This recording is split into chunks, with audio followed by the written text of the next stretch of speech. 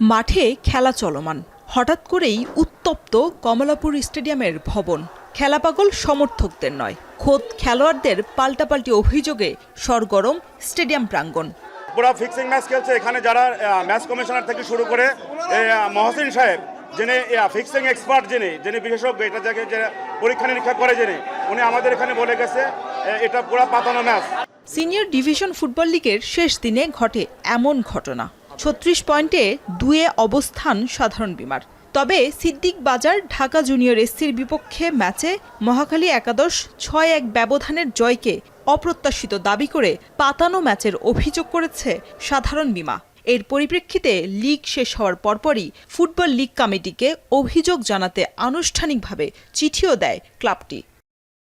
বিকেলে খেলা শেষে চ্যাম্পিয়ন এবং রানার্স আপ দলকে ট্রফি হাতে তুলে দিলেও অভিযোগ প্রমাণিত হলে কঠোর শাস্তির বার্তাই দেন মহানগর ফুটবল লিগ কমিটির চেয়ারম্যান।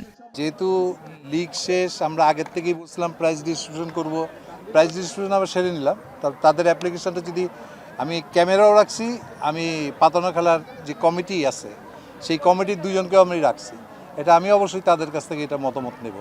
ঘরোয়া ফুটবলে ম্যাচ পাতানো একসময় নিয়মিত ঘটনা ছিল, তবে বাফুফের তদারকিতে সময়ের সঙ্গে সঙ্গে বাংলাদেশের শীর্ষ স্তরের ফুটবল থেকে তা কমে আসে।